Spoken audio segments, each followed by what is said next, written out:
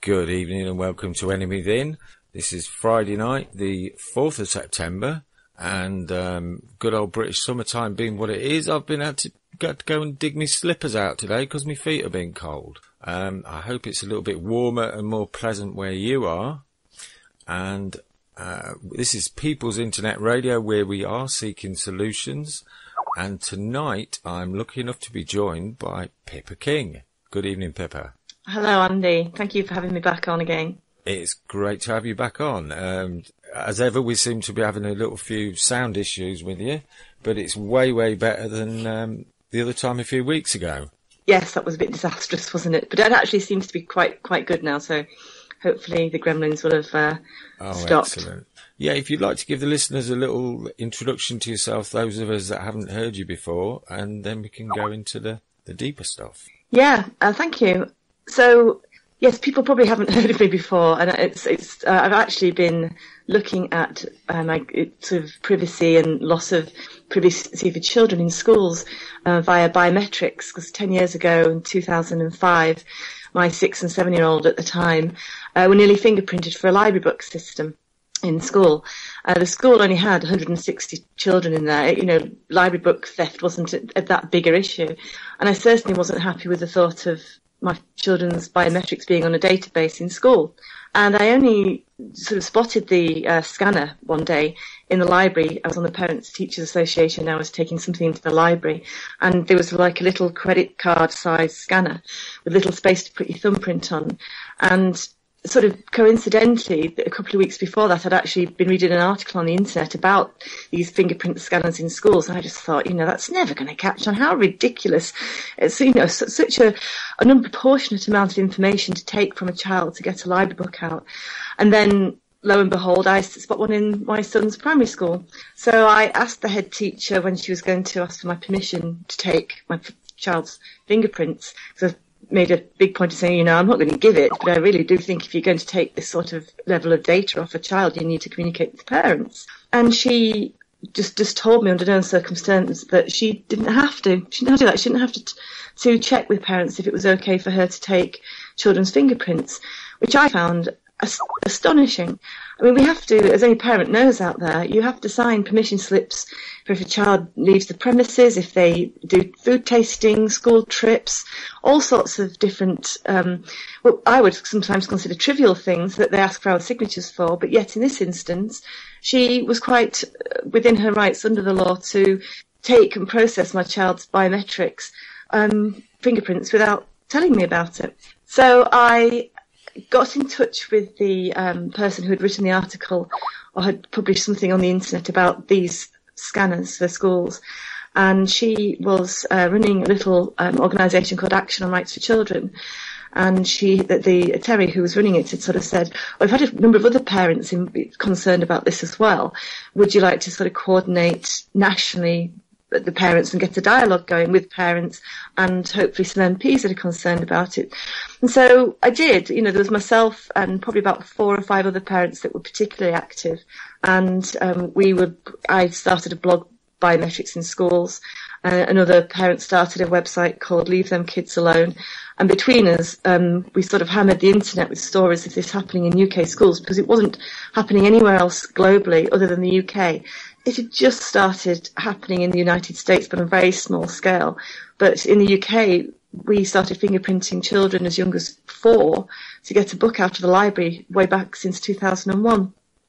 And the reason why it was okay and schools were operating within the law doing this was because our Data Protection Act, which I think is from 1998, is basically out of date. Technology has increased so much that it's left the Act sort of standing.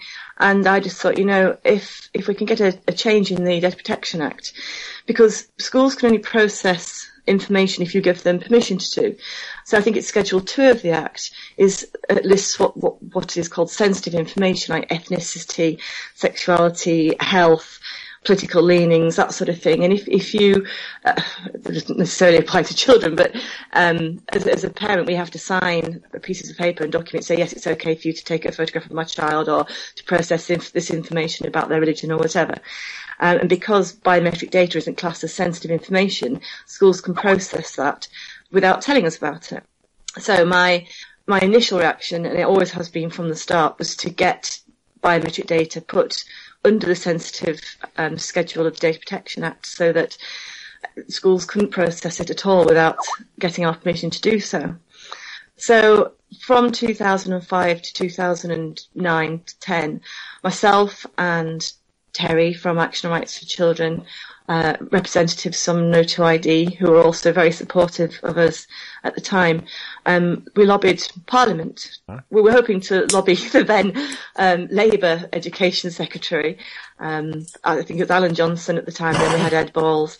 But they really weren't going to enter into any dialogue whatsoever with us. So the Conservative Shadow Education Secretary, who was Nick Gibb, and the Liberal Democrat Shadow Education Secretary at the time was Sarah Tether, were very supportive.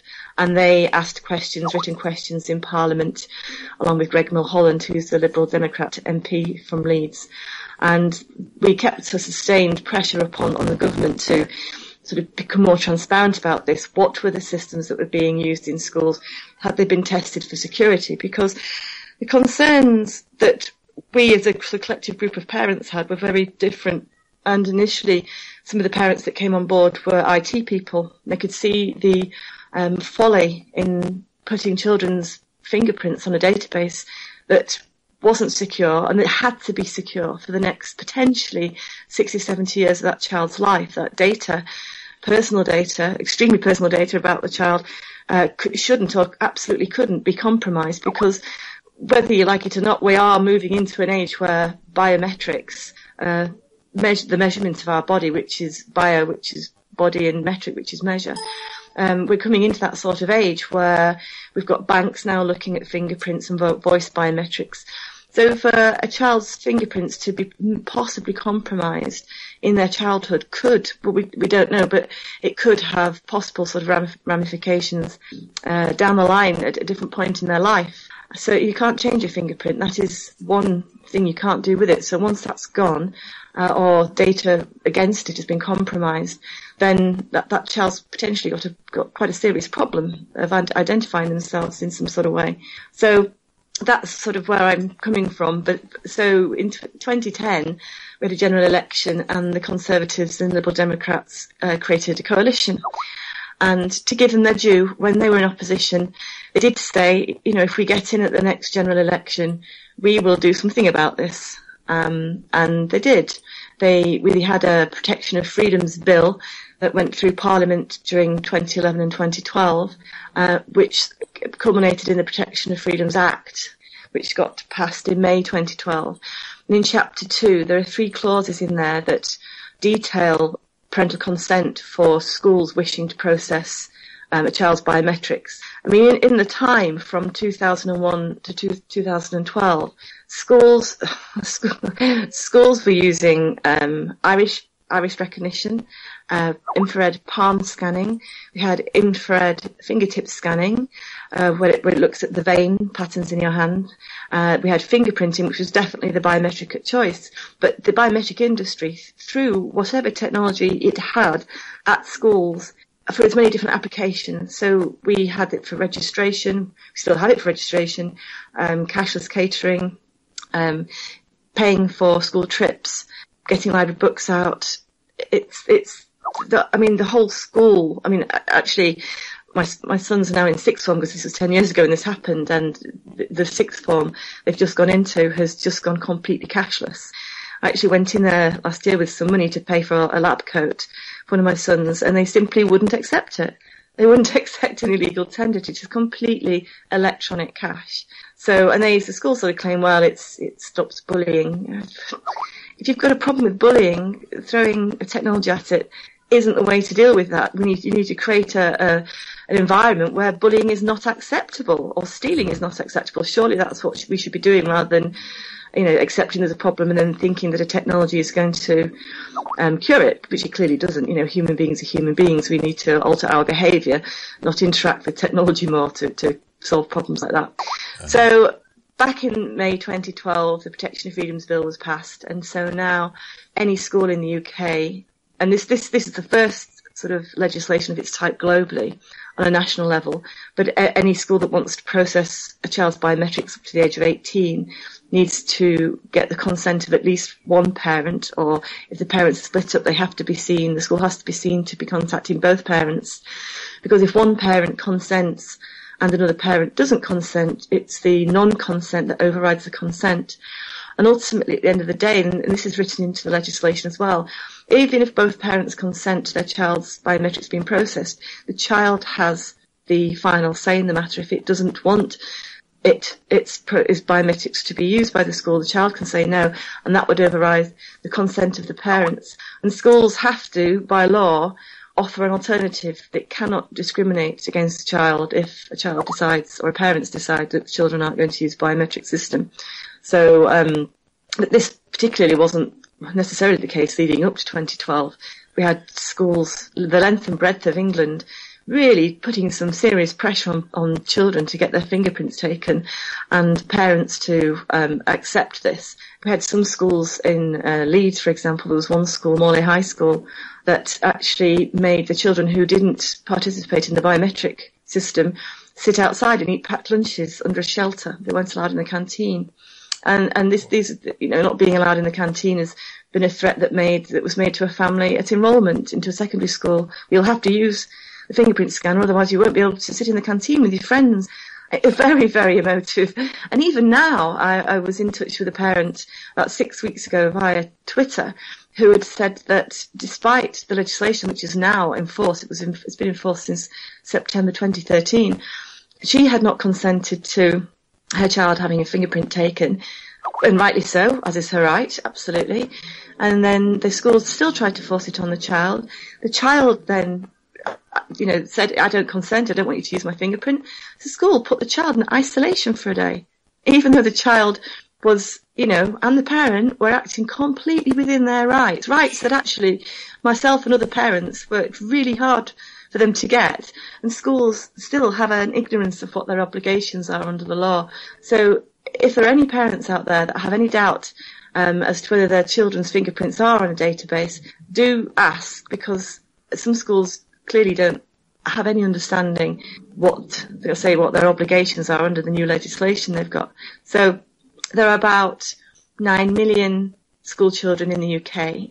This technology is predominantly in secondary schools.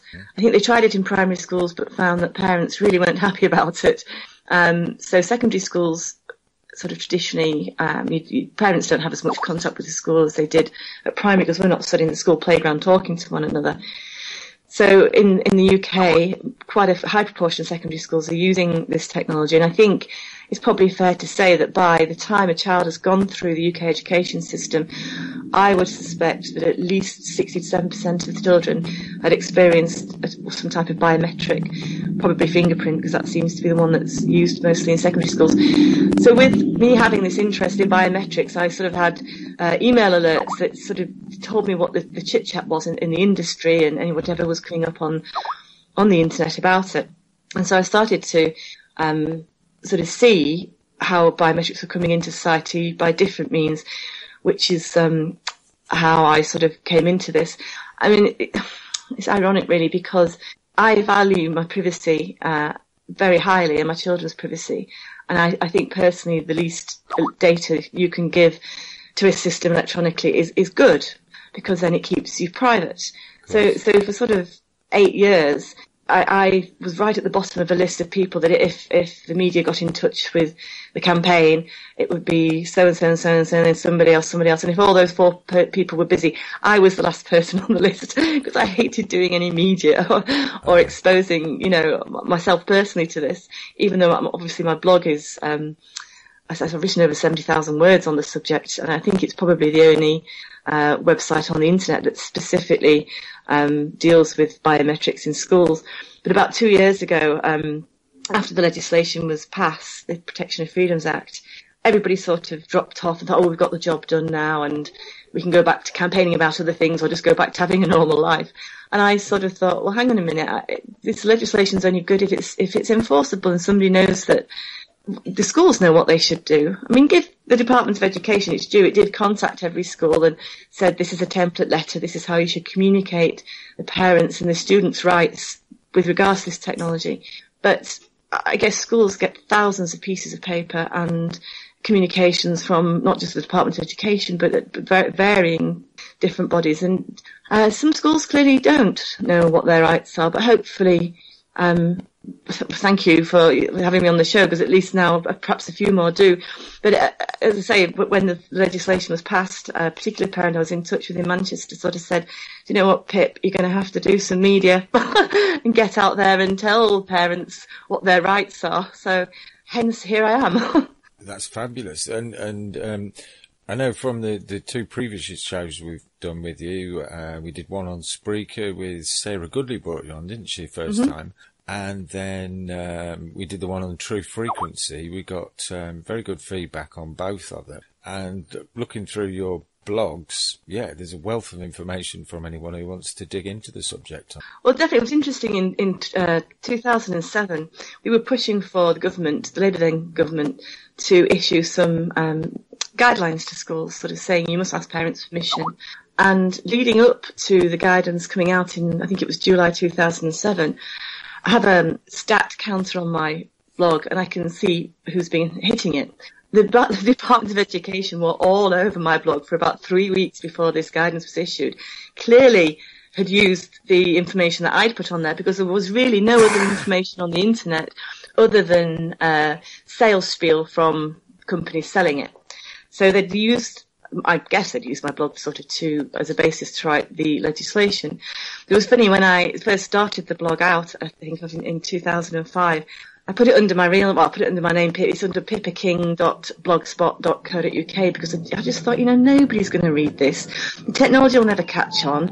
It'll just sort of pale into insignificance. And how wrong I was. I have parents that get in touch sort of all over the world. Only last week I was speaking to a reporter in Australia on the subject. So it's something that's not going away, and I'm sort of glad that I started the blog and kept sort of an online diary of inventory and how we did with the progress. It's a good indicator to show that if you do want change, I've had a positive experience sort of affecting the law, and it took a long time. It took sort of 8 years, but it can be done.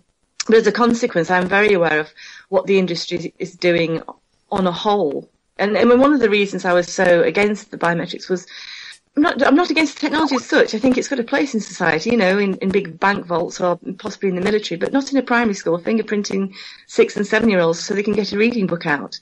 Yeah. I just think, I, as a parent, thought, how on earth can I possibly endorse my children using this technology when I have no experience of it? Society has no experience of it.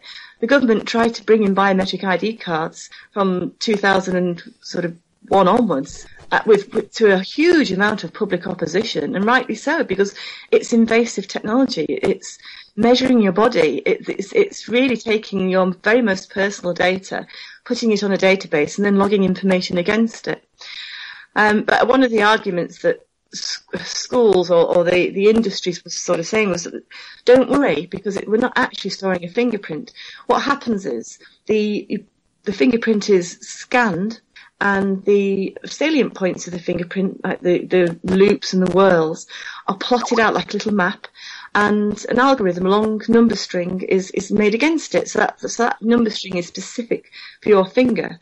It's not a fingerprint, but there has been research to say that actually quite successfully they can reverse engineer the algorithm, but also as well, that algorithm, that particular number is a digital identifier of your thumbprint. So yes, it is. It's basically your thumbprint in numbers. That's what it is. Yeah. And information can be stored against it. And there was one other thing as well, which I find quite worrying, is when you've got an identifier like that, biometric identifier digitally stored, once or a child has given that up, that is now a piece of electronic data and can easily be transferred between databases. And there are industry standards now where databases can talk to each other. So, for example, in 2007, there was the House of Commons Select Committee looking at surveillance. And David Smith, who was the Deputy Information Commissioner, in the UK we have an Information Commissioner and an Information Commissioner's Office, and they oversee Data Protection Act, Freedom of Information Act, the Environmental Regulations Act, And he was sort of called down to Parliament, and he got asked the question by one MP, could the police access a school fingerprint database if they thought it was going to solve a crime? And he answered, yeah, they could. And they could do it without telling the parent or the child that they'd done that. And they could then transfer the data onto their database quite successfully, and then suddenly that fingerprint has gone somewhere else. So schools will say, don't worry, nobody else can have access to it, but actually law enforcement agencies can have access to it. So I just think it's prudent. Not that, we get campaigners such as myself get it all the time. Well, if you've got nothing to hide, you've got nothing to fear. That's not particularly the point. This is your data. It's up to you, and we should have that, luxury. It's not a luxury; it's a right, I think, to be private if you want to. Well, we've just got a little comment there from Lee a little while back in the chat room, and he's saying we're doing our best to bring the transhuman UN agenda to... Oh, where's it gone? It keeps shooting off. UN agenda to the public eye, and the DARPA tech grid that's being ringed around us by our own... Oh, it's it's flying off in all directions. By our own will, sadly. He said, tell Pippa she's not alone. Well, thank you, Lee. I much appreciate that. Yeah, I think if people don't have the same level of privacy I've got, brilliant. I don't mind that. I'm not in the business of telling people to do what I do. Just that I want my level of privacy to be respected and not to be trampled all over. And he's right. There's technology that we're seeing, and the technology actually that was initially put into primary schools had come from a company called Digital Persona, and they were supplying the same fingerprint systems to Guantanamo Bay. So this is absolutely coming from the military-industrial complex, and it's coming down on us now as adults. It's not just happening in schools.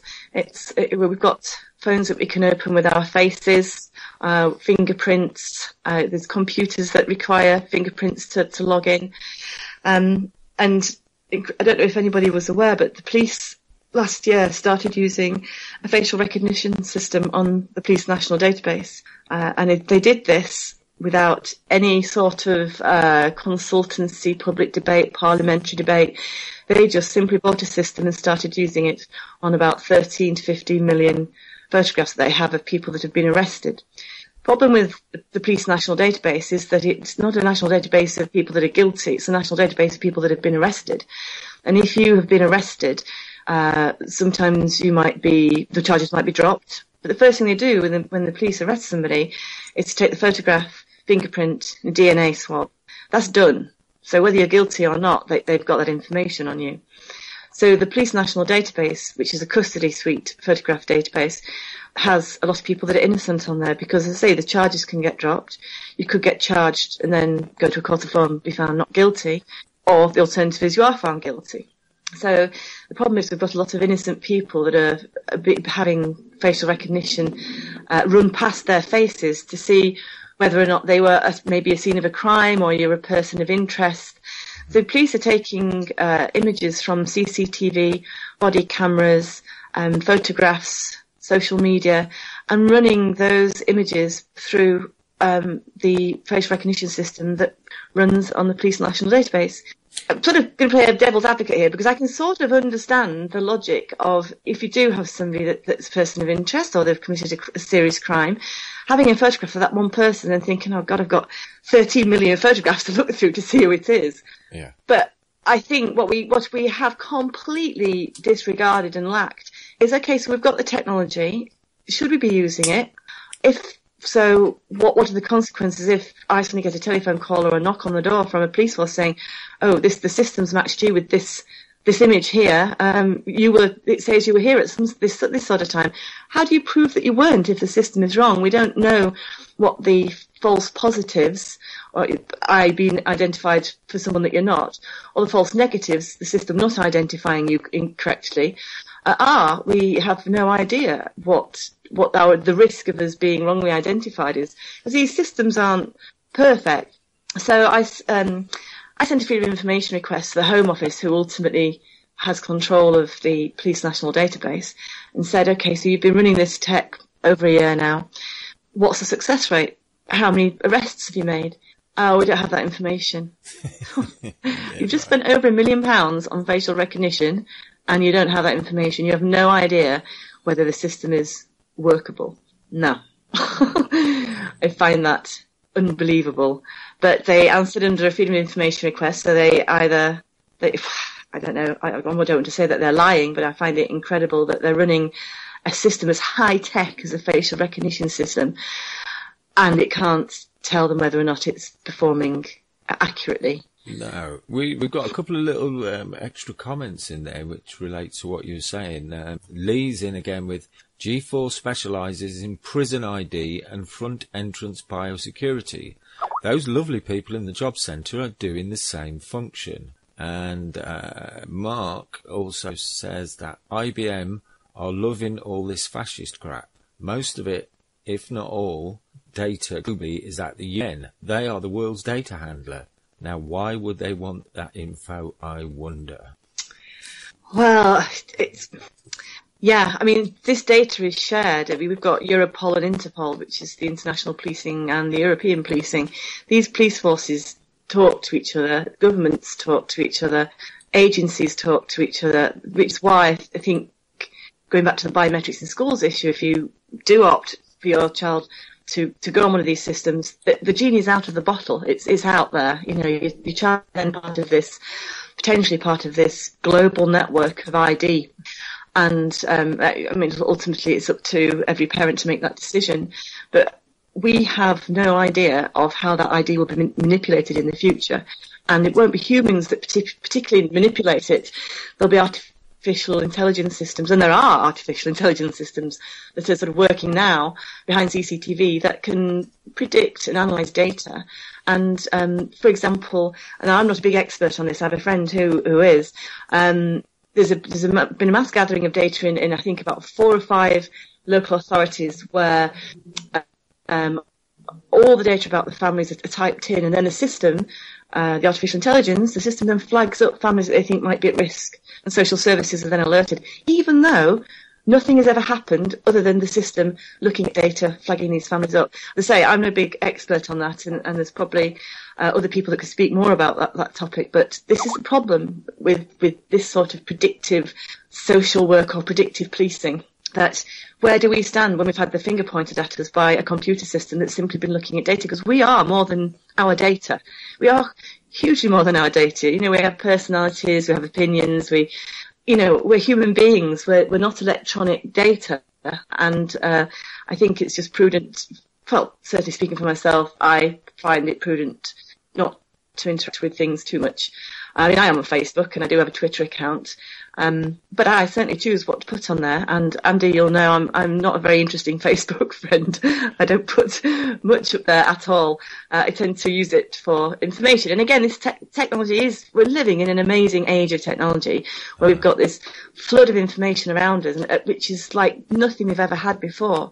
So 30 years ago, you had to go out and get your information rather than now. There's so much information out there. We have to learn how to discern it. And almost, I think, speaking for myself, trusting gut, because there is so much information out there. And if you, again, sort of interact with these things and identify yourself on the system biometrically, you're part of that information ultimately. But no, it's right. There's a huge global push for recording people's biometric IDs, and quite a lot of it is going on in Africa, where the UN is identifying migrants by fingerprint. So there's a massive data collection going on by the UN. So yes, whoever mentioned that was completely correct. Yes. I'm just looking at the time, Pippa, and we've got a little bit of a crackle coming from your end, so perhaps now would be a good point to play a tune. I've actually got a message from the lady I was going to play the tune for. Okay. I was going to play a tune and dedicate it to Sarah to thank her for making the introduction, and she just messaged me. I'm not sure whether she's listening or not, but she just said she's sending round the men in the white coats. So I'm not sure whether she's listening or not, but if you are, Sarah, this is for you. We'll be back in a couple of minutes, folks. Good evening and welcome back to Enemy Within on peoplesinternetradio.com, where we're seeking solutions. And somehow I don't seem to have found the solution how to mute my mic while the music's on. It kept coming back on there on its own. Sorry about that, folks. It's a good job we weren't saying anything too dodgy, wasn't it, Pippa? But I would just remind the listeners that here at People's Internet Radio, we are entirely reliant upon listener donations to keep the thing going. So if you've got 1, 2 or 3 or even more of your currency units to spare, if you could just have a click on the donate button underneath the player there and drop us any donation you can manage, and that would be gratefully received to help us carry on with what we're doing. Thank you. And also, before we carry on, I must just tell you that after us at 9 o'clock, Martin Farrell's coming up, and he's got somebody from Integrity Island, and they're talking about Stephen Manning from Integrity Island, and they're talking about history in the making, a show not to be missed. And I actually saw a little of what they're going to be talking about last night, and it certainly seems like they're making history, so stay tuned for that one, folks. Back to you, Pippa. Hello. Hiya. So where were we up to? I can't remember. Yeah, we were sort of generally talking about the surveillance state, and I know what I wanted to talk about tonight is smart cities, because sort of looking at the sort of surveillance that's been going on in schools and seeing how biometrics are being used on the children of this nation and not yet on us. It's been interesting sort of seeing how the industry has now got this type of technology planned for us. And the way that it's sort of coming through, as I said before, with what the police are doing is facial recognition. If you're going to use a fingerprint scanner or an iris scanner or an infrared palm vein reading scanner, a particular individual has to walk up to the technology and interact with it. So we have a consciousness that we're doing this. Unlike those types of biometrics that can be gathered, facial recognition and what the industry is calling soft biometric is whereby cameras or body cameras and surveillance cameras can look at us and identify us. We don't know that that's happening because obviously we're not interacting with the camera. And we're so used to having cameras look at us. I think we are the most surveilled state globally with regards to the amount of CCTV cameras we've got. We're sort of desensitized to that, and we're used to seeing a CCTV camera as part of street furniture. Mm-hmm. So what the police were doing with the Police National Database was also being rolled out on a regional scale. So, for example, the Police National Database is using a facial recognition system supplied by a company called Cognitech. We have Leicestershire Police using a facial recognition system that simply works on their own custody suite photographs. I think they've got about 100,000 images on their custody suite photograph database, supplied by NEC, which is a huge global corporation, and they supply a product called NeoFace. And NeoFace is being used on their custody suite photographs.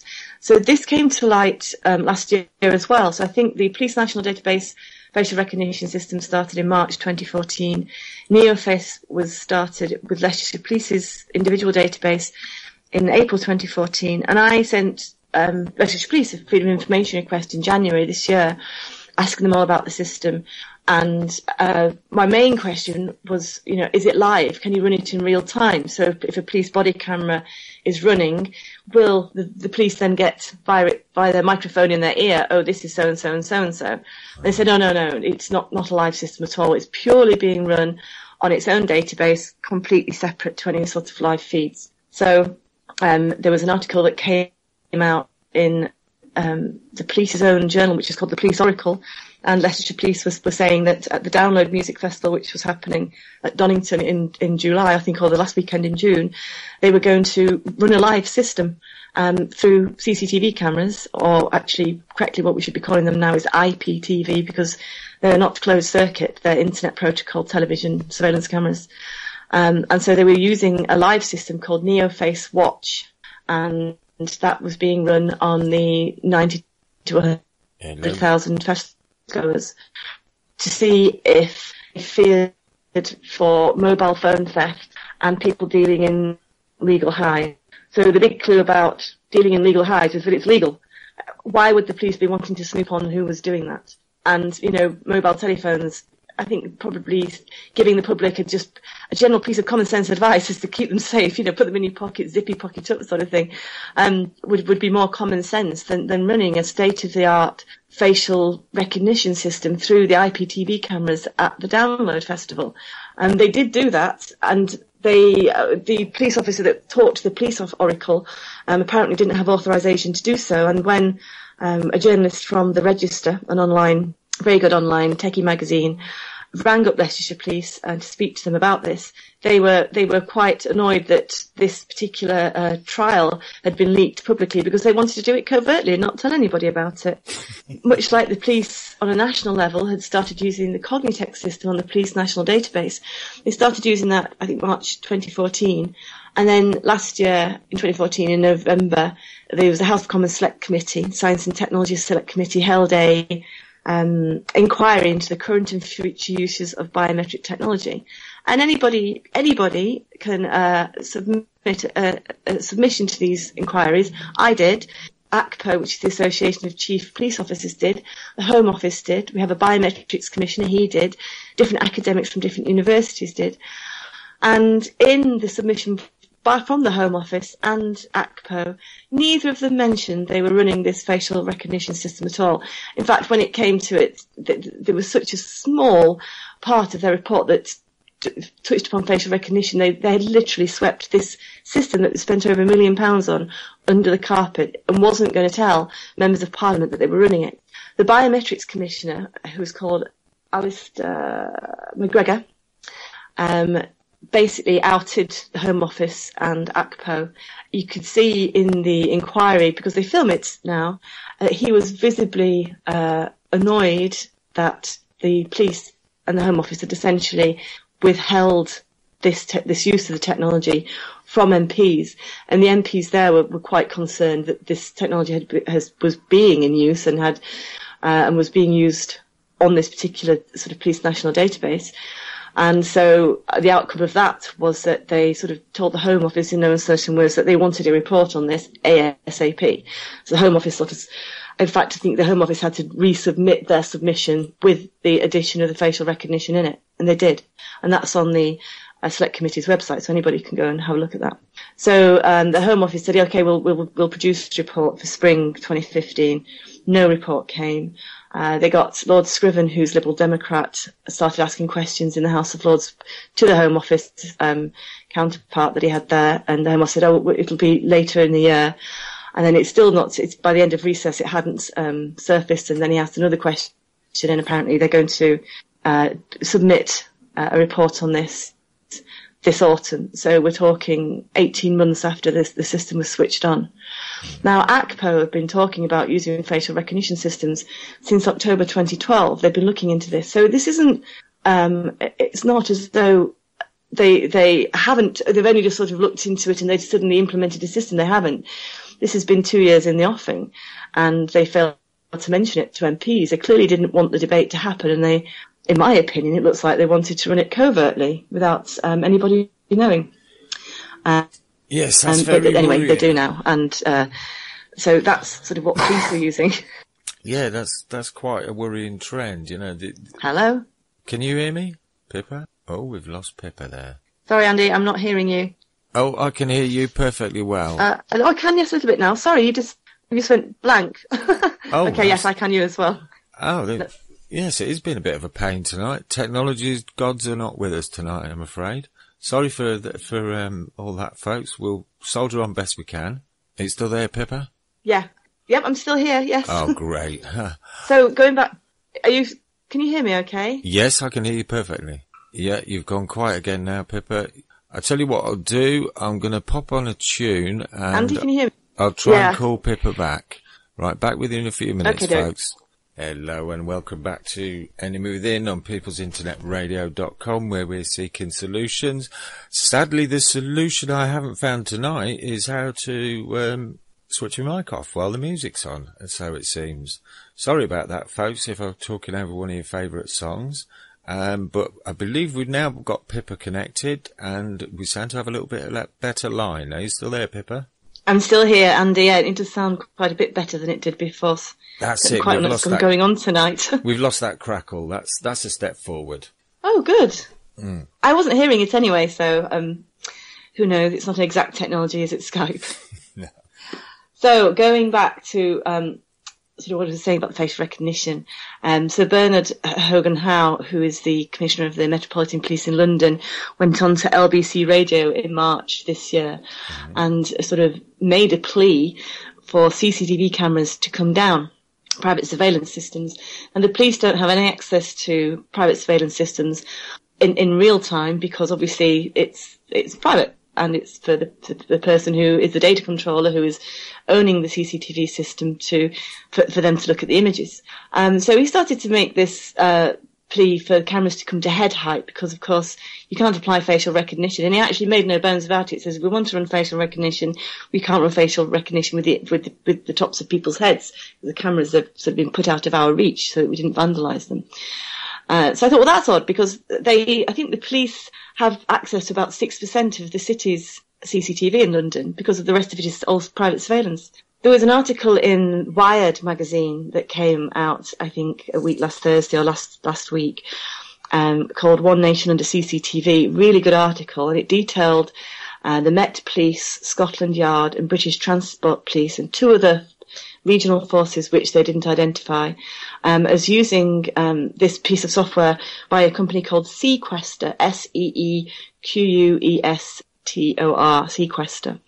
And Sequester claims to have software that will make analog CCTV, what they call dumb CCTV, smart. So they're converting they're able to convert different CCTV images into high definition MP4 images, and then sort of link all these together for facial recognition.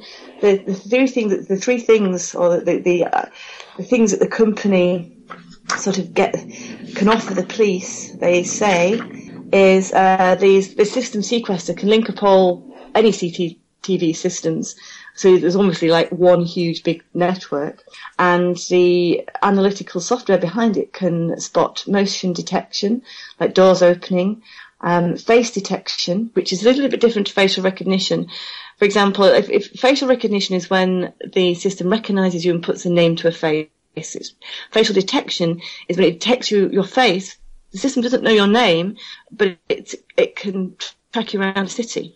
Wow. So it can pick up on all the different CCTV images of you and pick you out of a crowd and track you where you go.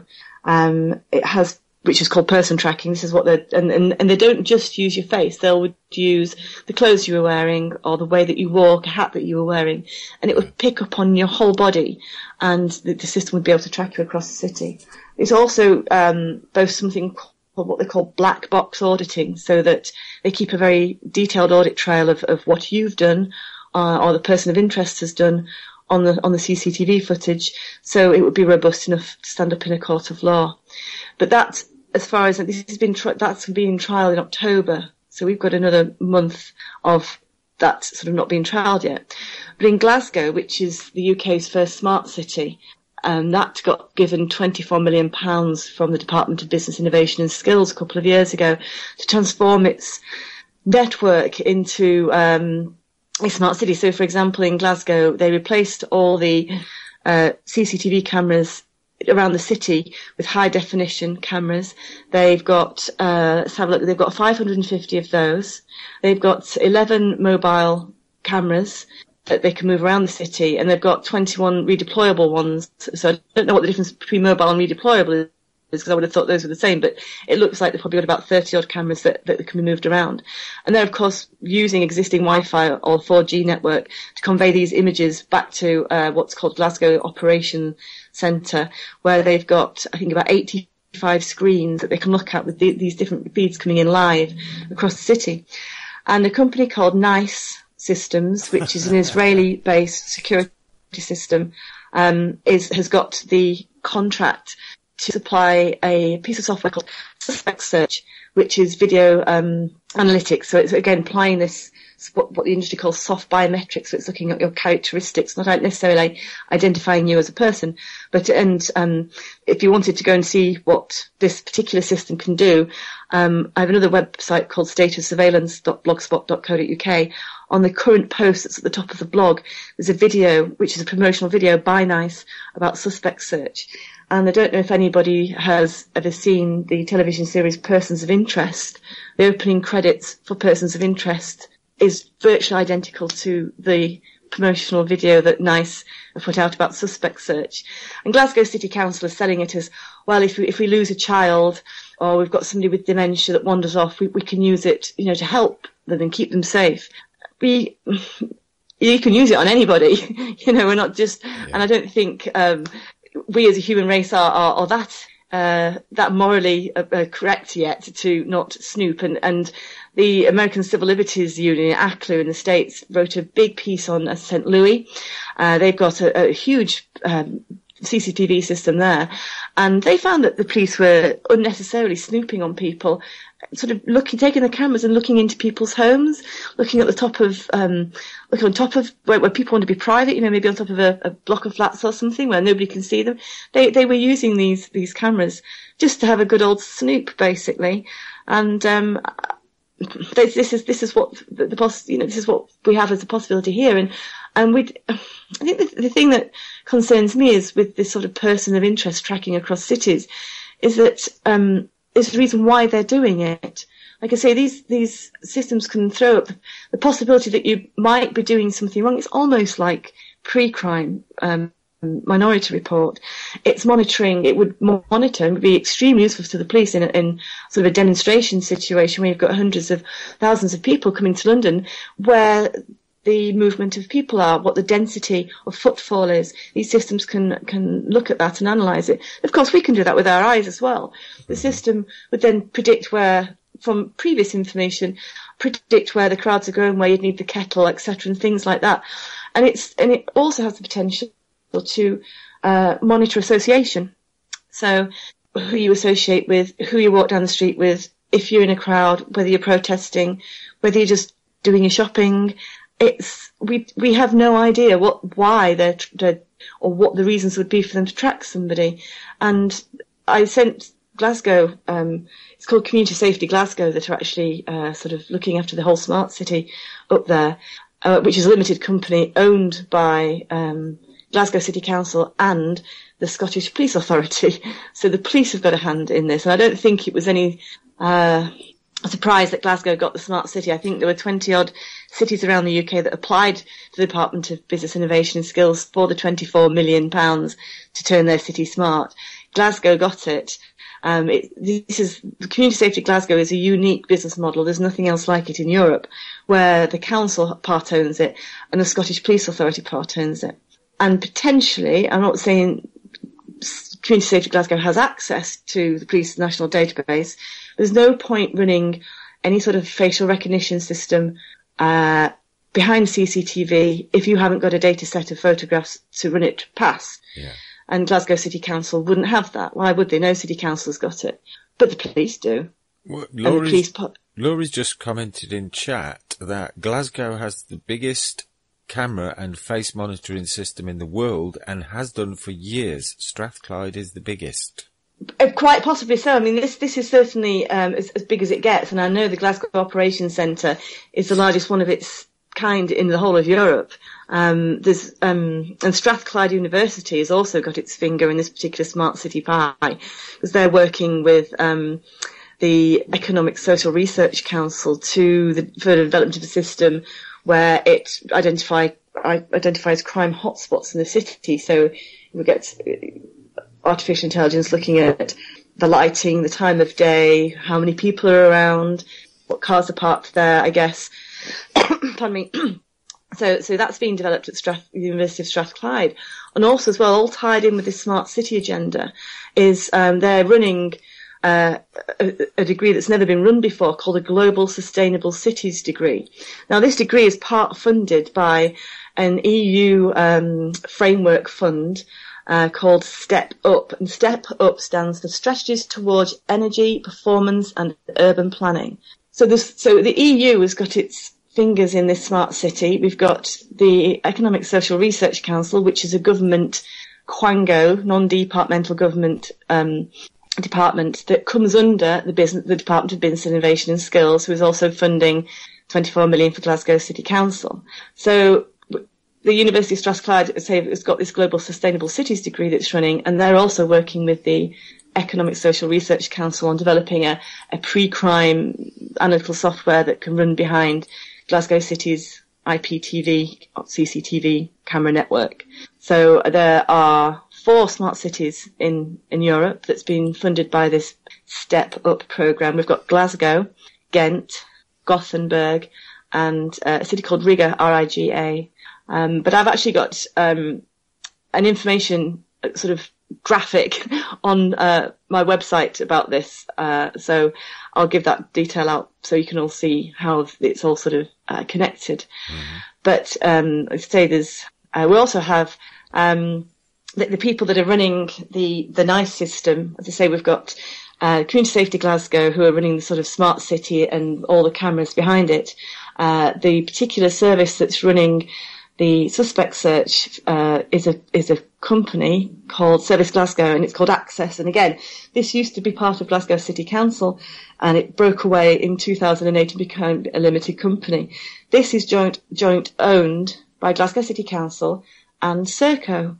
And if people don't know who Serco are, they are a huge company that have got their fingers in private transport, traffic control, aviation, military, detention centres, prisons, schools. It's a huge company, and Serco are another company that's obviously got this interest in the smart city, and that particular the Service Glasgow Access is the part of the city that's running the suspect search. So there's an awful lot going on up there at the moment, and they sort of sell themselves as, once we've done a 2-year project or pilot of this smart city, we will be the smartest city in the world. They're not just a smart city, because smart cities have existed in the sort of Mid-East and Far East now for a few years, but they claim to be completely the smart city. They've got street lights that can go light and dim depending on who is in the area. They have sound sensors affixed to buildings that can basically record conversation. Now, they will say the sound sensors are there to let the authorities know when there's been, say, a car crash or a gun that's gone off. Now, if they've got over 500 CCTV cameras, I think they can probably spot if there's a car crash somewhere. And as far as guns going off, if somebody would hear that and ring 999, you don't need to be recording microphones around a city that can pick up the human voice. No, so they've got that in Glasgow. They've also, sorry, go on, Andy, I could see what you were saying. I can keep talking, so you must stop me if I'm going on too much. I was just going to say, of course not. Mark comments, all this is not even fully bridged yet. No, that's right. I tied this info into the police and how they are travelling to Israel for training, and as we all know, that's just one big concentration camp. Yes, watch this space. Well, interesting you should say that, because NICE systems were born in the 1980s from a collaboration of 7 ex-Israeli defence personnel. And they actually make no bones about it that they've learnt all they know from the Palestinian conflict. They are not an ethical company, and yet they're in Glasgow using person tracking software. So yeah, it's a murky old world, and it's not based on any sort of sound or good ethics at all, in my opinion. But what they've also got in Glasgow are essentially smart meters, and they don't call them smart meters. They're a million miles away from that sort of, because that has a sort of quite a negative connotation. But they've got meters in people's homes that measure the economy of the insulation, the central heating, what the temperature of the home is. And one of the representatives from Glasgow City Council actually sort of said, we can tell which room people are in. And people are, I'm sort of speechless. I'm going to say stupid enough to put these sensors in their homes. I'm sure they must not know the level of information they're giving away about themselves. I wouldn't unless there's I've seen no evidence to suggest there's any money changing hands, that they're getting paid for this, but it's, no, but there's always the sweetener there, isn't there, Pippa? It's always made to seem so attractive. Like, when you were on with us before, what was it? The Facebook recognition cameras that they started trying to roll out around the cities and having them outside nightclubs. And if you get in on facial recognition, they'll give you a free drink. And they even know what a free drink you want now. Isn't that wonderful? I mean, there's always that little carrot being dangled there to get people to take on these invasive technologies. And even the word smart. I mean, that's as Orwellian as it comes. Yeah, they might be smart, but they're smarter than you are, is the way that looks to me. And the thing is as well, Andy, every second these artificial intelligence systems are working, they're learning and becoming more and more smart. It's smart, but I don't know for whom. I don't think it's for us. And the problem with this technology is that it's invisible. We can't see it because we're not interacting with it particularly. Though Glasgow City Council make this big sort of play about we want everybody to interact with us. We want the citizens of Glasgow to tell us where they like to walk, where they like to eat, what they like to do, any green spaces they like to go and visit. And again, it's all this gathering data on how the whole city operates as almost like a Borg sort of community. And it's sold as it's actually sort of being Glasgow safe city, you know, we're making you safe.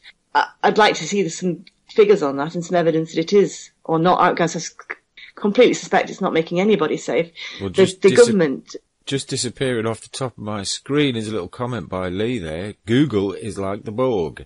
It assimilates everything into its collective as it gets larger and then subdivides it into smaller fractions / faction. So, yeah, I mean, all this it's all been linked up. When you start to look at what the capabilities are and what the possibilities for it being used for purposes other than our benefit, it starts to get a little bit worrying, doesn't it? It does get a little bit worrying because we don't know why or what the intentions are behind this. Mm-hmm. I personally think society is operating fine as it is.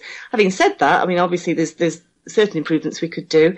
I don't think snooping on our citizens and people just going about their daily lives I personally don't think that's a great way to go. I don't think I want to live in a society where there is that amount of distrust that we have to angle cameras into people's living rooms, or we have to track somebody across a city, or even track them in via a sense of which rooms they're in the house.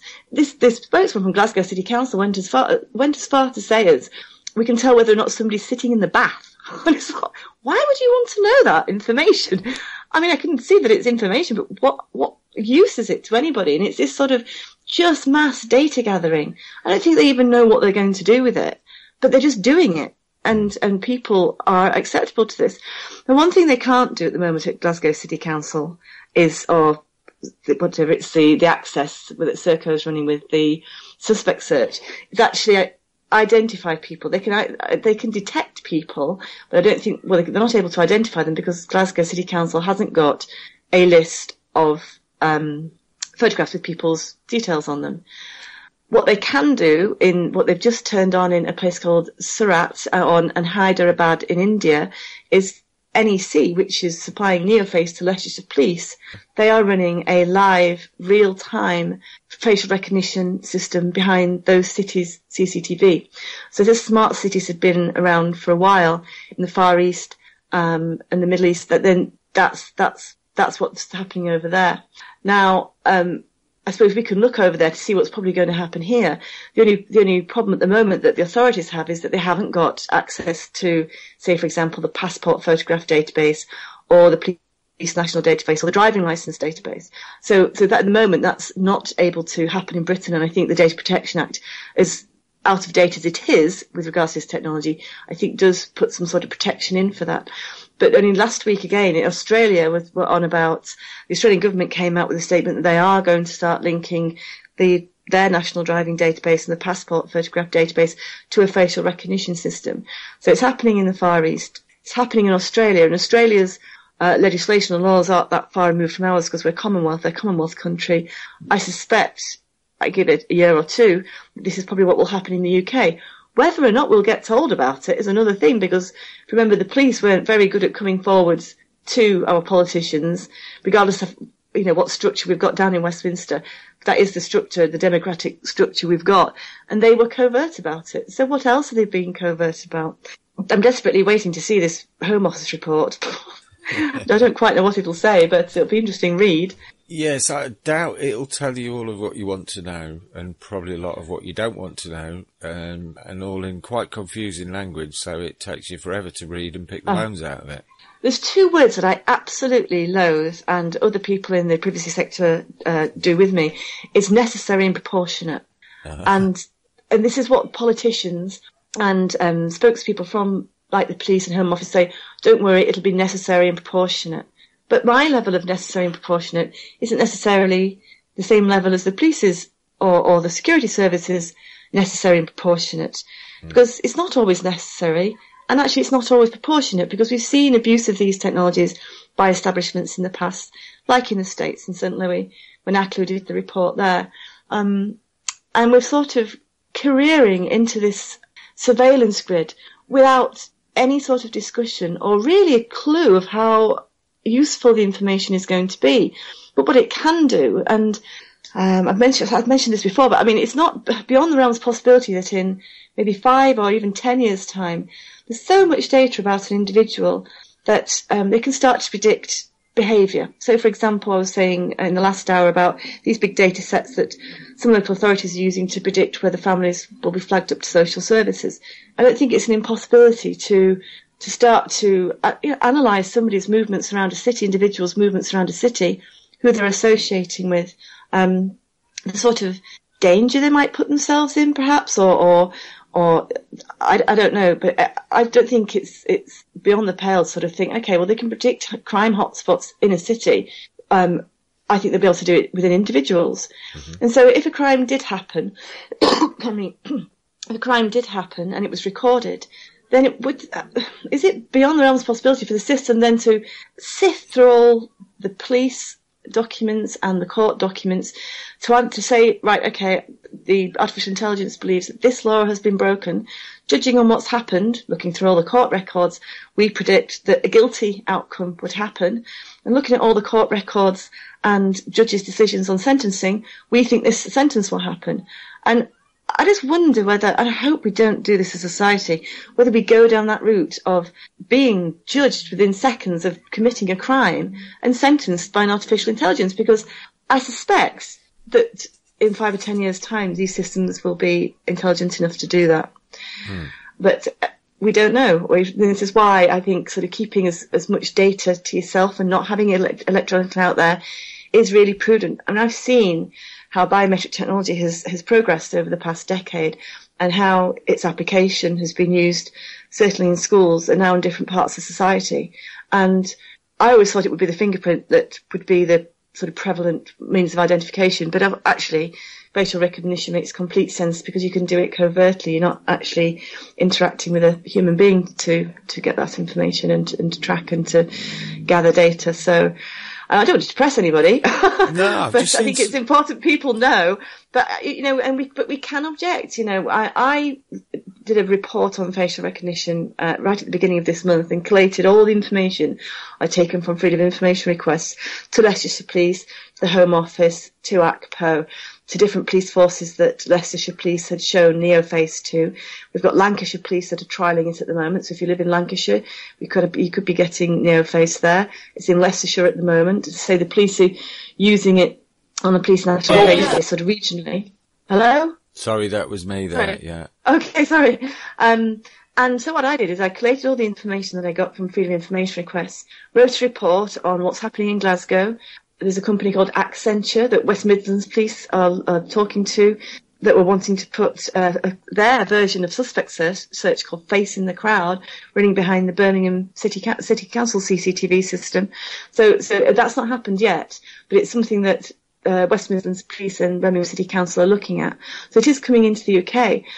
And so I wrote this report, detailed what had been asked in the Scottish Parliament about biometrics, detailed the stuff Lord Scriven had been asking on the systems, and I sent it off to the Biometrics Commissioner, the Surveillance Camera Commissioner, Lord Scriven, the Information Commissioner, varying different privacy organisations, and I am now in dialogue with the Biometrics Commissioner. He emailed me back within 24 hours and said, "Thank you, that's great.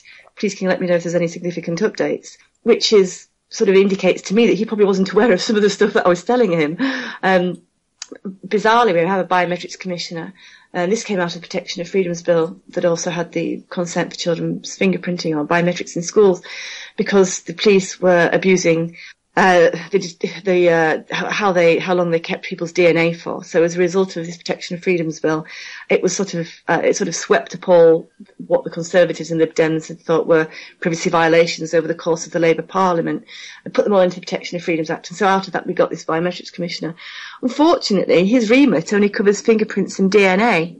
So actually what's happening with facial recognition and the soft person tracking biometrics doesn't actually technically come under his wing.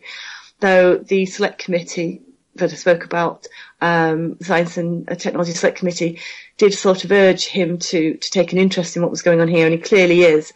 And he was clearly not impressed by the way the Home Office and ACPO had kept their use of facial recognition technology from MPs. So I think he's a good guy. That's nice. So I know, and I'm no expert particularly on biometrics. I mean, I teach music for a living. I'm really I'm not sort of out of my comfort zone now because I've been doing this for 10 years. But if you make it your business and make a noise, email MPs, get in touch with the city council, make an official complaint. Don't just sort of write them a letter, and if you're in Glasgow, don't just write them a letter and say, I'm complaining about this, and I want a reference number, because then the council has to log it, and the council is scrutinised by government. All the councils are scrutinised by the government to see how many official complaints they've had.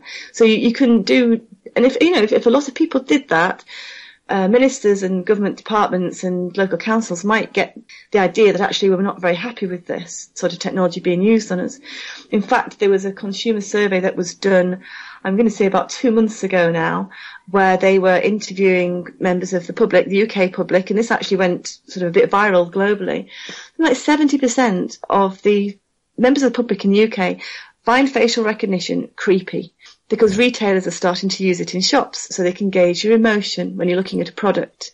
Certainly this is what happens in the States. And we have something called Screen over here, which is part of the Alan Sugar empire, whereby you walk into a Tesco's forecourt, you've just bought some petrol, the actual television screen itself is one big camera, and it looks at you.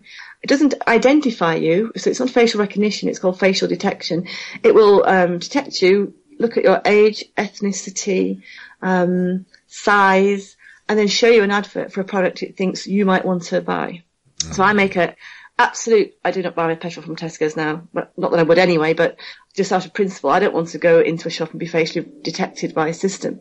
So I went to a different garage, and I walked in, this was about 6 months ago, I walked in, and there's an screen pointing at me as I'm standing at the till, and I thought, I'm not looking at you, I'm not going to give you my attention. And just as I left, I happened to glance at it, and it was showing me an advert for cheesy puffs and bacon fries, and I thought, do I look like a person? I was quite offended, actually. But so that's happening in retail, and certainly in the States they have cameras at sort of face level that will track the movements of customers' eyes around the shelves from where they're standing, so that these retail systems can analyse what products are attractive, what customers are looking at, what they're picking up, putting down, etc., and reading the emotions on the face as well. So it's coming, it seems, and that's that again, you can shop with your feet. I mean, I would always recommend supporting local businesses anyway, rather than shopping at these big sort of retail giants. But this is what's happening. This is where the technology is going, and essentially, like I said earlier, we aren't necessarily seeing much change in the street furniture or the furniture in the shops, because cameras can be very small, or they can look like a television screen, or essentially it's just a CCTV camera that's sort of been there historically anyway. So why would you know if the analytical software behind it is any different than it ever was? But yeah, we can make a change, and a good way to find out which members of parliament or politicians are sympathetic to this is to in the UK, and I'm not sure whether this applies to Scotland, we have a website called theyworkforyou.com, and it lists in a very user-friendly form your MP and all the MPs, what debates they've done, how they've voted, how many debates they've attended, and questions they've asked in Parliament. So for example, if I wanted to know what the chit-chat was in Parliament about facial recognition, I would go to theyworkforyou.com and type in the search box facial recognition, and it would just bring me a list of all the discussions or questions that's been asked on facial recognition, which is how I knew that Lord Scriven had been asking some questions in the House of Lords. So I sent him this report I did at the beginning of August, and he again got back in touch with me within 24 hours and suggested that we meet at some point to discuss it, because I as a member of the public and seeing Parliament, it seems to me that the only MPs that sort of knew about how the Home Office and ACPO had behaved in this select committee, where they weren't forthcoming about their use of facial recognition, was the panel of, say, 8 MPs that were there out of 600. And so there's been no discussion in Parliament whatsoever. And I suspect that when this report comes out, I wouldn't be at all surprised if it quietly gets pushed under the carpet. But you know what? If I've got anything to do with it, it won't be. I should be getting in touch with various journalists I know that I've sort of built up a relationship with over the years, and finally get them to sort of get it out there. Mm-hmm. And let me have a drink of water, Andy. Sorry, I've talked, haven't I? Sorry. No problem. I mean, we can put another record and have a little break if you want. Yeah, that'd be good. Thank you. Okay. Given the way the technology's working tonight, it's probably if we best just keep quiet while the music's on. We'll see you on the other side, folks. Okay. Hi everybody, welcome back to Enemy Within, where we're talking to Pippa King, and I'm terribly sorry about your speakers there, Patrick. Hope your ears are still intact, mate. Yeah, apparently the music was a bit quiet to start with, and then I turned it up and nearly blew his speakers out. So we'll try not to have any more technical glitches before the end. We've only got half an hour to go, so we should be all right. Hopefully, yes. That's been quite eventful, hasn't it, tonight? Yes. So, yes, going back to Glasgow, I mean, I'm sort of glad that I'm not living there, because I wouldn't want to be tracked. But anyway, the trial of suspect search occurred in August this year, and when I asked them under a Freedom of Information request when it was going to happen and how it would be analysed or evaluated and what would happen after that, they simply replied that, I'll see if I can get the exact wording, suspect search has not been implemented. This is planned for mid-August 2015, with operational use commencing thereafter. So we can presume now that Glasgow is the first city in the UK that has got this person tracking software available. Quite how they're using it to track people, I don't know. I think I'll maybe give it another month or two and then send them Service Glasgow, which is the joint-owned Serco and Glasgow City Council venture. I will ask them how many times they've used it, in what circumstances, how successful it's been. Somebody's got to watch the watchers. And I don't know what I'll do with the information, but like I did with the Freedom of Information requests and the information I got back from the police, I'll feed it to whoever will listen and act upon it, which hopefully will be the Biometrics Commissioner, different members of Parliament, and that's all I can do. You know, I'm not in a position to stop these things. I can be as big a pain in the backside as I can. You know, if you're going to run these systems, then be open, transparent. I mean, you shouldn't be running them anyway. You know, I don't think it's that dangerous a place to live in England. I mean, maybe I'm wrong. I think certainly this is a sort of situation we have in schools where they were using facial detection or facial recognition and fingerprinting for such mundane systems. And I think the problem we've got is we didn't accept biometric technology in the form of an ID card sort of 10, 15 years ago as a nation. No to ID were extremely successful in bringing the whole national ID card idea project to a complete standstill. We were not acceptable to that level of data being gathered about us. The problem is now we've got a whole generation, sort of nearly 15 years, of school children getting used to giving up their fingerprints, iris scans, palm scans for things like knowledge, books from the library, access to areas within a school. So and also food. And I think that sends a real deep psychological message to a child that it's okay to get these services by giving up your biometric data. So I don't know whether the next generation will be as fiercely protective against it for their privacy, because they've been told and taught and assimilated into using their biometrics for everyday mundane activities. And I just hope that it's difficult, because the lid's come off the Pandora's box, and agencies that are running this. I mean, I'm only telling you about what I know about and what's sort of out there in the public domain. Goodness knows what's going on that they're not telling us about, because clearly the police and Home Office weren't forthcoming with the information that they were running this facial technology, and Leicestershire Police, who ran the live sort of real-time facial technology, again, they weren't happy with the fact that cat came out the bag, because they wanted to do it covertly. So it's worrying to me that we've got our establishment is doing this without telling us.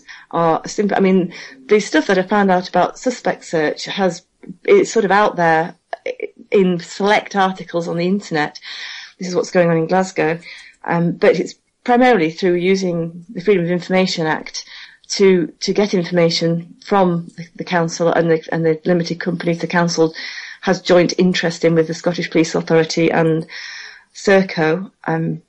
So the information is sort of out there, but it's not easy to get hold of at all. So just be aware. And I'd be really interested. I don't know if anybody's in Glasgow, but I'd be interested to. If I was living in Glasgow, what I would do is I would create a map of where every single fixed CCTV camera was, where every single sound sensor was, where these microphones are, where they have what they call traffic sensors, and they assure me that Glasgow City Council assure me that the live feed from the traffic sensors is not going into the Glasgow Operations Centre. If you look at the photo, if you go to the company that supplied these these traffic sensors, essentially it's another form of CCTV. It's a black and white image of cars travelling on a road. Mm-hmm. And they've got 1,430 of those in Glasgow. And these traffic sensors speak to the traffic light system. And so the idea behind that is to get a smooth flow of traffic around the city. But essentially it's another nearly 1,500 on top of the 580 that they've already got in the city. So you're looking at a city with potentially 2,000, I'm going to call them surveillance cameras, at IPTV, CCTV, but they're surveillance cameras at the end of the day. So we've got nearly 2,000 surveillance cameras in Glasgow. And unless you or me or somebody asked questions as to what's going on with them, how are you using them, the council and Serco and the Scottish Police Authority, they're not going to tell you. No. They're not going to tell you at all. They don't want you to know. Something that's taken me back to, actually. In the early 80s, I lived for a couple of years in Switzerland, and there were some quite strange things to me over there at the time, like speed cameras and traffic light cameras, which I'd never even heard of in this country, never mind seen them. And I actually got my boss banned from driving the first time I borrowed his car and nipped into town and back. But no, all the cameras there were somehow connected up to the traffic lights, as you just said. And there were certain stretches of road, one in particular by the airport, where there was traffic lights every 100 yards for no apparent reason. And unless you went at a set speed, and I think off the top of my head it was about 30 kilometres an hour, which is about 20 miles an hour, unless you went through them at that set speed, they turned to red, even if there was no one else around. So it's kind of that what they had there, we've got now. And so I wonder what the heck it's like in Zurich at the minute. Golly, yes, that would be interesting. There was just going back to CCTV, say, Police Scotland. So I'm not sure when, but I'm going to say in the past year or 18 months, there used to be 8 regional police forces in Scotland. There's now one. There's one called Police Scotland. So Police Scotland is the forces, the people on the ground. The Scottish Police Authority is a organisation that was set up to keep an eye on Police Scotland. So there's 2, and they have boards for the board of directors that sort of come from local authority, different businesses, ex-policemen, stuff like that. So they sort of audit what is now Police Scotland. Now, earlier on this year, Police Scotland came out with a statement. Well, actually, there's a online, great online website called The Ferret, and there's some award-winning journalists there that are writing independently, and they sent a Freedom of Information request to Police Scotland about CCTV, and they found out that Police Scotland was pressing for a single centralised CCTV network to cover the whole of Scotland, and they wanted control of it. And that itself only covered 2,800 CCTV cameras. So if you think about the amount of cameras that are in Glasgow, and yet Police Scotland are saying, well, we can cover the whole country with 2,800 CCTV, it sort of puts it into perspective the type of surveillance that Glasgow's got and the type of software that it's obviously planning to use behind it, which it is now. But the problem in the UK, including Scotland, the people that have control, or the establishments that have control over CCTV, are generally local councils and private companies, or people that have got cameras in their back gardens or whatever. When the police get hold of such a system, they have then got possible access to the Police National Database, and if we're going to go the same way Australia's going, passport database and the driving licence database. So we could be switching on a system very similar to the one that's gone up in Hyderabad in India, where potentially the CCTV can recognise us. So we're moving from the facial detection, body detection, soft biometrics, to a system which is a full-on, this is Pippa King, she's X, Y, and Z at this particular time, doing this. And then we've really gone down sort of George Orwell route. And the potential is there for that to happen. Edinburgh is the next city that is looking at possibly using facial detection, person tracking software behind their CCTV system. They say we've got West Midlands Police pushing for it behind Birmingham City Council's CCTV system.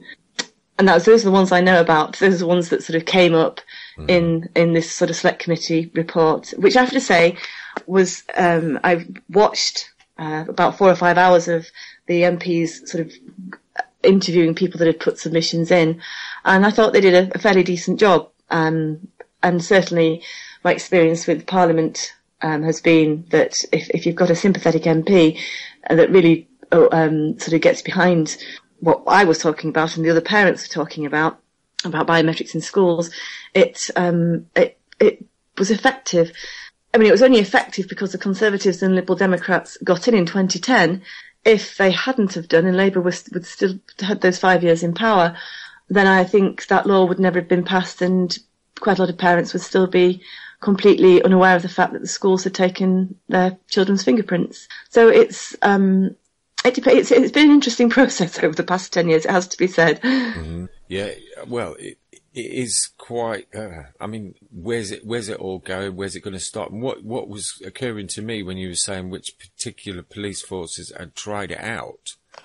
You've got to think that the rest of them, they're not going to be that far behind, are they?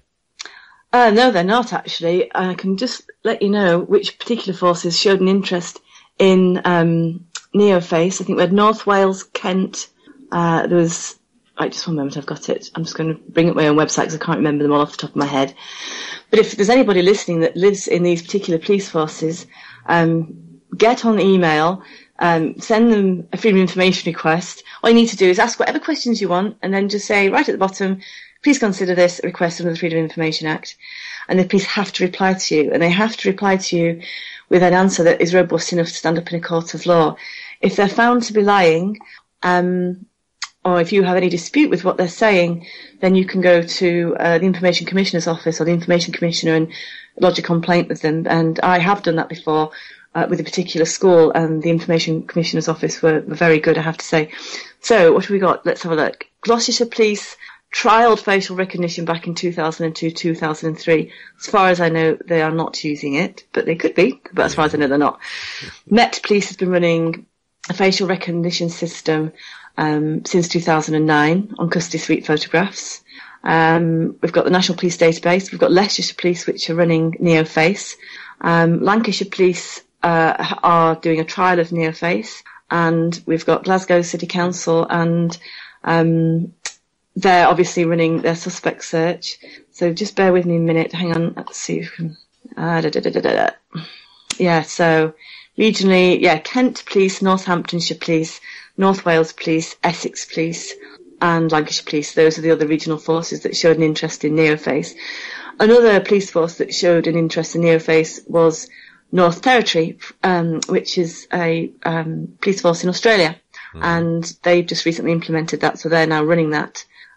So they're going to say there's 5 regional police authorities there that have shown an interest in. This is only what I know about. I did see something quite worrying a little bit earlier in the chat room. I think it was Stern posted about Australia, and he said Australia is, to use the polite word, screwed, and he also said, and Canadistan. The worrying bit about the Canadistan thing is Tom, the other host on Enemy Within, has just gone on his holidays, and you never guess where he's gone. Canada. Yes. I don't know if Canadistan. There's a really good journalist, independent journalist that's coming out of Vancouver called Dan Dix. He runs a website called Press for Truth, and he has been logging there's been a recent bill that's just been passed through the Canadian Parliament there, which has really blown an awful lot of privacy rights and civil liberties, freedoms out of the window. So I can't really comment what's been going on in Canada, but certainly if you go and look up Dan Dix Press for Truth, that'll detail sort of what's been going on in Canada. And it's certainly interesting times because the government here wants to get rid of the Human Rights Act. Again, whether or not, however you feel about that, it could be a good or bad thing, but I think the intention is for it to remove rights. I think the worst piece of legislation Tony Blair thought that he'd ever introduced was the Freedom of Information Act, and they're looking, Michael Gove, who's now currently the Minister for Justice, is looking to sort of curb the rights of what we can ask the government departments and certainly the exemptions of how government departments answer us. So while we've still got this window of opportunity, I'm certainly going to use it to the best of my ability and ask as many questions as I can because, like I said earlier, who's watching the watchers? What else is going on? Yeah, they certainly need watching, and people like yourself doing a grand job. It's a shame there's not more people out there doing it, but maybe it'll inspire some other people to do what you're doing, hopefully. Well, I can remember sending my first information request probably about 2007, and Terry, who was running Action on Rights for Children, encouraged me to do it.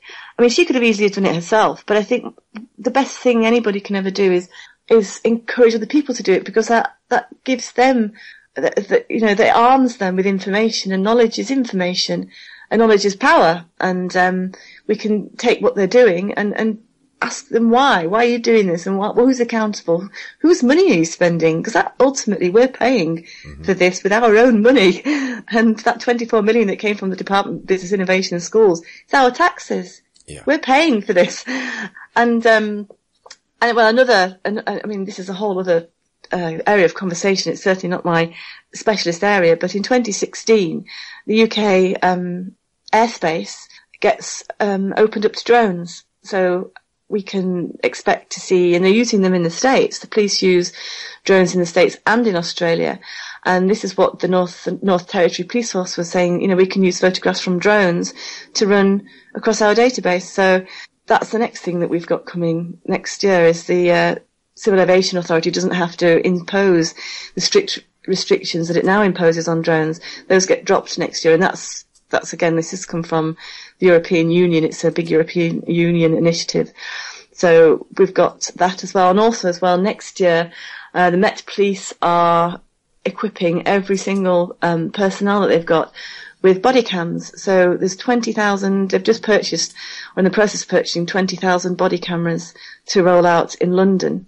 And it's the biggest rollout of body cameras ever globally. And again, all this is CCTV basically, isn't it? Well, it's not, it's IPTV because these things aren't connected by circuits anymore or wires. So it's sort of really interesting seeing what's going on at the moment. And of course, essentially, because we're used to seeing police with all sorts of equipment on them, I don't know if anybody would necessarily notice that they're recording or they've got these body cameras on them because they, like I say, they have walkie-talkies and some of them have body cameras. In Glasgow, I have to say, there's a YouTube clip of enforcement officers. So Glasgow City Council own Community Safety Glasgow, and Community Safety Glasgow employ the enforcement officers in the city. So they're people that drive around on motorbikes, looking a bit like police, but making people pick their litter up and dog, whatever. And somebody had filmed these enforcement officers on their motorbikes, and on each side of their helmet was a mini CCTV camera, like little ears popping out. So I was like, really? Why? It's like, if you know, how do you justify that level of surveillance being given to people that are only really there to ensure that litter isn't dropped and that dog stuff is picked up? You know, that's absolutely excessive, and yeah, this is what's happening. Those talking and listening streetlights, you'd think they'd be able to cover that. You don't need bike cops with cameras on their helmets, dog poop, people dropping litter. It's obviously a ridiculous statement to make, isn't it? But it's all data. It's all data, and like I said, I don't even think that the University of Strathclyde, Glasgow City Council, NICE Systems, Serco, Scottish Police Authority, I'm not certain that they probably know what they're going to do with the data, but at some point in time, they'll be able to analyse it and really do something with it, and then and predict what, I don't know. It's and it's going to be very, it's going to be very, very time. useful for the DARPA robots when they start bringing them in. Wow, it's the woman who used to be DARPA that works for Google now. What's she called? Regina Duggan. Yeah. I don't know. I've seen a couple of interviews with her, and she's so far removed from where I am mentally, spiritually, morally. It's just unbelievable. But these are the people that are pushing these systems, and we've got to. All of us have got to, or might end up living in really what is essentially a police state. So I'm doing what I can, and hopefully, there's all the listeners now will know what's going on in Glasgow and Edinburgh and possibly Birmingham and the different regional police forces, what's been happening at a national level. So, I know this may be an obvious question, Pippa, but what advice can you give to people to protect themselves, to make themselves as safe as they possibly can from these systems? There are ways you can not be facially recognised. The system looks at different points in your face and measures, say, between the eyes, nose to mouth, looking at bone structure, etc., that sort of thing. You can deflect these systems by painting your face different shades, so it can't see where the light and dark points of your face are. I'd have to say walking around with face paint on probably isn't my cup of tea. Though if I saw somebody that did that, I'd be thinking, you obviously know what's running behind these CCTV cameras. Absolutely. I think with facial detection, there isn't really much you can do other than put a balaclava on. I think just in the nature of doing something like that makes you a person of interest, and then they'd track you across the city but not know who you were. Yeah. It's a difficult one. We don't have any choice, and that's the thing that is really, it's really concerning me, because there's been no discussion, there's been no choice. It's just almost like a fait accompli, and it's happening. Get used to it. That's what I feel. Certainly, if you look at the BBC Newsnight article they did with Mike Barton, who works for Northumberland Police, I think Durham, and he's the guy that's in charge of the facial recognition system on the police national database. It was clear to him that he wasn't going to switch it off. He got a real grilling for 20 minutes on Newsnight by some MPs, and the Newsnight presenter when all this blew up last November, that ACPO and Home Office have been running this database, and you could tell that he really, really wasn't bothered, that people were bothered, and that we're not going to switch it off. We've made some good arrests from it. Mm-hmm. So I asked the Home Office, how many arrests have you made? Oh, we can't tell you that information. We don't have it. What? I was like, I'm trying. Yes, absolutely. Oh, we've got a suggestion from Bettle in Both Legs. That's Lucky Eddie in there. Grow a beard. Grow a beard, yeah. Unfortunately, that's not an option for me. But at this point in time, give me another decade or so. Well, somebody did say grow a beard, hat and glasses, and I'm thinking, well, I can grow the beard, but I'm not so sure about the hat and glasses. Well, the thing is with facial detection or recognition, it only needs about 30-40% of the face. It doesn't need the whole face. Mm-hmm. So the technology over the past 5 years has improved vastly. It's really matured. Same with biometrics, fingerprint technology. So we're either going to have to get inventive or try and get these systems switched off until such a point in time that, as members of the public, we have a right to privacy. The Data Protection Act and if I just leave you with this, the Data Protection Act and the Information Commissioner we've got here classes privacy as the right to be left alone. Mm-hmm. And that's all I'm asking. Just leave me alone. Don't film me. Don't track me. Don't detect my face and show me stupid adverts for cheesy puffs. I'm not interested in interacting with that sort of system. Other people might be, but that's how I feel. I don't want that level of data about me stored, or I don't want you to learn. I don't want a system to learn from me. I don't. It's not the sort of society I personally want to live in. No, absolutely, me neither. Thank you ever so much for joining me tonight, Pippa. Have you got any links you'd like to give out quickly before we go? Okay, so my Biometrics in Schools website is pippaking.blogspot.co.uk, but if you type in biometrics in schools, it should sort of be on the first page of the search engine, whatever search engine you use, because it's really the only internet site specifically devoted to that topic. I have a website called stateofsurveillance.blogspot.co.uk. So there's myself and a number of other writers that are writing on there about freedoms and privacy losses. I've just started a website called uksmartcities.org. It's a little bit scant at the moment because there's only really Glasgow that's on there, but that's going to sort of hopefully be a hub. So if anybody types Smart Cities UK, and rather than it take you to the government site or any other website, it'll go there so people can see. And I'm hoping sort of log where cameras are and where these sensors are, so people can be aware of where they're being tracked. And that's it for the moment. Yes, I've got an RFID in schools website because there was a school that was tagging kids with RFID chips in West Cheshire, but that's a whole other area of conversation, Andy. Okay, yeah, we'll bring you back on for that next time, Pippa, if that's all right. Love to have you back on again. Right, thank you so much, and stay tuned for Martin Farrell, folks. I'm going to play you out with a little bit of the Eurythmics, and we'll catch you back on Tuesday. Good night for now. Good night, Pippa. Good night, thank you very much. Thank you.